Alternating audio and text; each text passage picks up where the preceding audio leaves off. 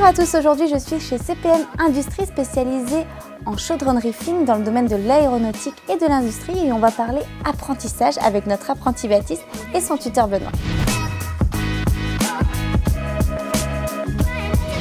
Ça y est, j'ai retrouvé Baptiste, notre apprenti, c'est lui. Tu nous racontes un peu ton parcours scolaire?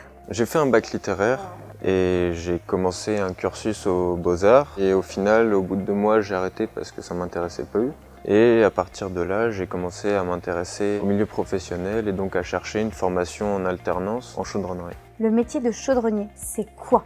Le métier de chaudronnier, c'est la fabrication de pièces en métal à partir de tôles, de tubes et de profilés qu'on travaille par déformation et assemblage pour fabriquer des pièces en métal. Alors qu'est-ce qui t'a donné envie de faire un apprentissage? Ce qui m'intéresse dans la filière professionnelle, c'était de pouvoir apprendre un métier technique et manuel pour faire quelque chose de mes mains et surtout rentrer dans la vie active. L'avantage, c'est qu'on peut mettre en application les connaissances qu'on apprend en formation et puis grâce à un salaire, ça permet d'être indépendant.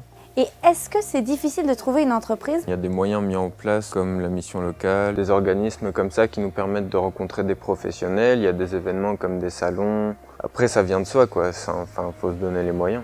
Benoît, c'est le tuteur et c'est lui. C'est quoi le rôle d'un tuteur? Le rôle d'un tuteur, c'est avant tout de lui apprendre les bases du métier, mais pas que. Ça intègre déjà d'une part le rythme de vie qui n'a rien à voir avec un rythme scolaire. Moi, le premier, j'ai fait de l'apprentissage. C'est agréable de pouvoir transmettre ce qu'on sait faire. Benoît, c'est quoi un bon apprenti? La principale qualité qu'on recherche, c'est la motivation. Est-ce que l'apprentissage a de l'avenir? L'apprentissage, oui, est une voie d'avenir. Pour apprendre le métier, c'est 10 ans. Prendre un jeune qui sait déjà faire des choses de ses mains, moi, il n'y a pas photo, je vais choisir quelqu'un qui sait déjà travailler que plutôt de prendre un petit jeune qui a malheureusement pas encore assez d'expérience, là où je sais qu'un apprenti, il aura déjà toutes les notions de base.